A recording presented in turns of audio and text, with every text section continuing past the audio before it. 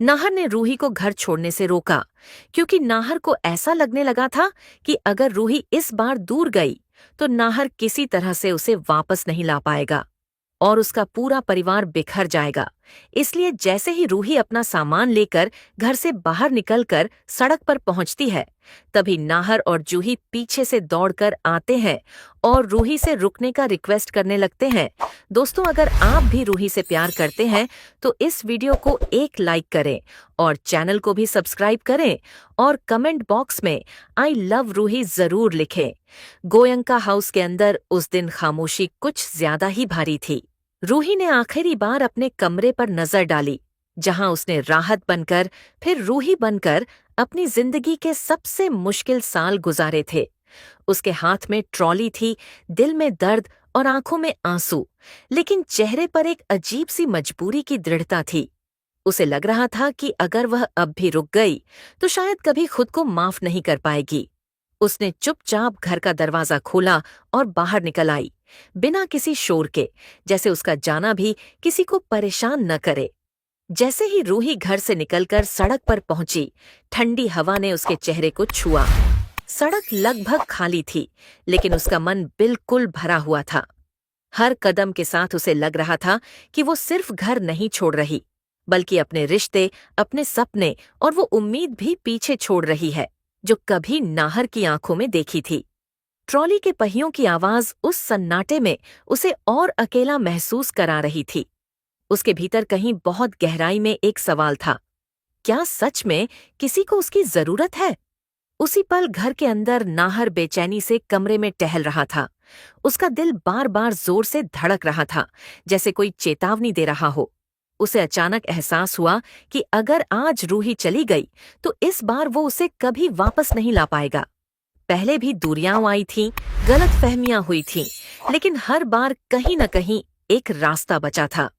आज उसे लग रहा था कि अगर ये रास्ता बंद हो गया तो उसका पूरा परिवार बिखर जाएगा और वो खुद भी भीतर से टूट जाएगा। नाहर की नजर खिड़की से बाहर पड़ी और उसने रूही को सड़क पर ट्रॉली के साथ जाते देखा। उस पल उसके पैरों तले जमीन खिसक गई। उसने बिना कुछ सोचे समझे दरवाजे की तरफ दौड़ लगाई। पीछे पीछे जूही भी आ गई, जिसकी आंखों में डर और उम्मीद दोनों थे। जूही जानती थी कि ये पल अगर निकल गया तो सब खत्म हो जाएगा। दोनों ने लगभग भागते हुए सड़क की तरफ रुख किया। रूही कुछ ही कदम आगे बढ़ी थी कि पीछे से किसी ने उसका नाम पुकारा। पहले तो उसने ध्यान नहीं दिया, लेकिन जब आवाज फिर आई, इस बार कांपती हुई, तब उसका दिल जोर से धड़का। वो रुकी नहीं, लेकिन उसकी चाल धीमी पड़ गई। तभी नाहर उसके सामने आकर घुटनों के बल बैठ गया और उसका पैर पकड़ लिया। सड़क पर खड़े लोग हैरानी से देखने लगे, लेकिन उस पल नाहर को किसी की परवाह नहीं थी। नाहर की आवाज टूट रही थी। उसने कहा कि वो जानता है कि उसने बहुत देर कर दी, बहुत कुछ गलत किया, लेकिन अगर रूही इस बार चली गई तो उसका सब कुछ खत्म हो जाएगा।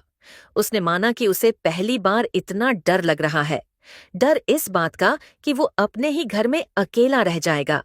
जूही भी आगे आई और रोते हुए रूही से गुहार लगाने लगी कि प्लीज दीदी रुक जाओ, अगर तुम चली गई तो नाहर खुद को संभाल नहीं पाएगा। रूही का दिल जैसे दो हिस्सों में बांट गया। एक हिस्सा कह रहा था कि अब बहुत हो चुका, और दूसरा हिस्सा नाहर की हालत देखकर टूट रहा था। उसने नीचे झुककर नाहर को देखा, जिसकी आंखों में सच्चा डर और पछतावा साफ दिख रहा था।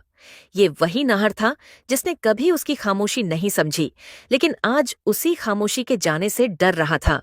रूही की आंखों से आंसू बहने लगे, लेकिन वो अब भी चुप थी। जूही ने रूही का हाथ पकड़ा और कहा कि परिवार गलतियों से नहीं टूटता, बल्कि तब टूटता है जब लोग एक दूसरे को जाने देते हैं। उसकी बातों में सच्चाई थी। रूही ने चारों तरफ देखा, खुली सड़क, खाली रास्ता और पीछे उसका वो परिवार जो बिखरने की कगार पर था। उसे एहसास हुआ कि उसका जाना सिर्फ उसकी आजादी नहीं, बल्कि किसी और की पूरी दुनिया छीन सकता है। नाहर ने आखिरी बार कहा कि वो वादा नहीं कर सकता कि सब एकदम ठीक हो जाएगा, लेकिन ये वादा जरूर कर सकता है कि अब वो भागेगा नहीं। वो रूही के बिना जीने से ज्यादा मुश्किल उसके साथ गलतियों को सुधारना मानता है। उसकी आवाज में कोई नाटक नहीं था, बस एक टूटे हुए इंसान की सच्चाई थी। रूही ने गहरी सांस ली। उस पल उसका दिल तेजी से धड़क रहा था, खुशी, डर और उम्मीद सब एक साथ। उसने ट्रॉली का हैंडल ढीला किया और नाहर से कहा कि वो रुक रही है, लेकिन इस बार सिर्फ प्यार के नाम पर नहीं, बल्कि सम्मान और सच्चाई के भरोसे पर। नाहर की आंखों में चमक लौट आई और जूही राहत की सांस लेने लगी। सड़क पर रुका हुआ वो पल तय कर चुका था कि मन सुंदर की कहानी अब बिछड़ने की नहीं, बल्कि टूटते रिश्तों को जोड़ने की कहानी बनने वाली है। रूही के रुकने के शब्द सुनते ही नाहर जैसे जमीन पर बैठे बैठे ही सांस लेना सीख गया हो। उसने धीरे धीरे उसका पैर छोड़ा और खड़ा हुआ, लेकिन उसकी आंखें अब भी रूही के चेहरे पर टिकी थीं, जैसे डर रहा हो कि कहीं ये पल भी फिसल न जाए। जूही ने आगे बढ़कर रूही को गले लगा लिया। उसके आंसू अब डर के नहीं थे, राहत के थे।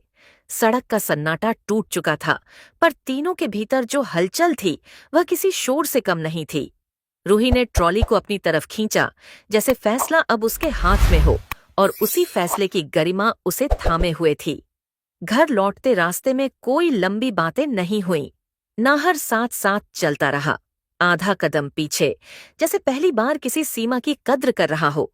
रूही के भीतर उथल पुथल थी। उसने रुकने का फैसला लिया था, लेकिन शर्तों के साथ। यह समझौता नहीं, नई शुरुआत होनी चाहिए।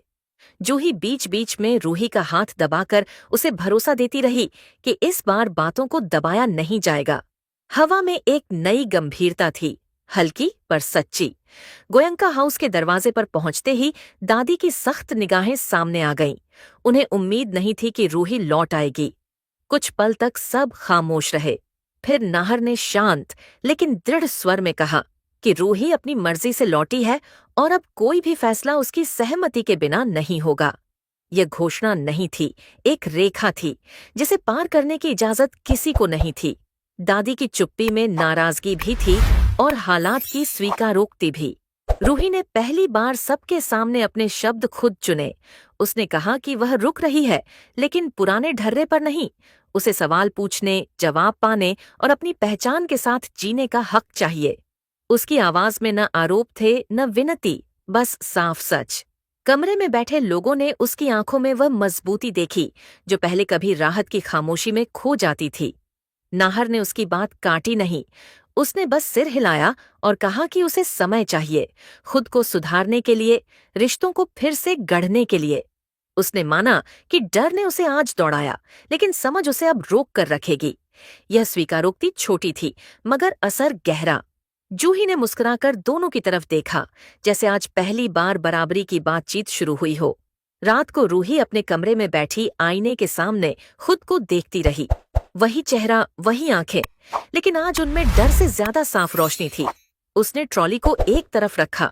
ये संकेत था कि जाने का विकल्प हमेशा रहेगा, पर आज वह यहाँ रहकर बदलाव चाहती है। नाहर दरवाजे पर रुका, भीतर नहीं आया, सम्मान की एक नई भाषा सीखता हुआ। अगली सुबह घर की दिनचर्या बदली बदली लगी।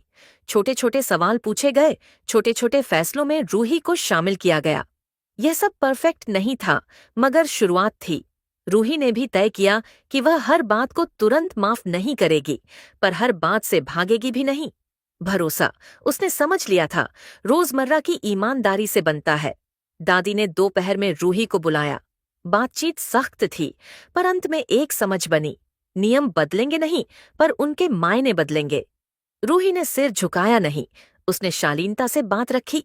यह दृश्य किसी जीत का नहीं, संतुलन का था, जहां दोनों पक्ष अपनी अपनी सीमाएं पहचान रहे थे। शाम को छत पर नाहर और रूही कुछ देर साथ खड़े रहे। शहर की रोशनी फैल रही थी, जैसे भविष्य की राह। न कोई बड़ा वादा, न कोई नाटकीय पल, बस यह स्वीकार कि दोनों को सीखना है साथ। जूही नीचे से हंसी की आवाज लेकर आई। घर में जिंदगी लौट रही थी। मन सुंदर की कहानी अब मोड़ पर नहीं, रास्ते पर थी। बिछड़ने की कगार से लौटकर समझ की राह चुनते हुए।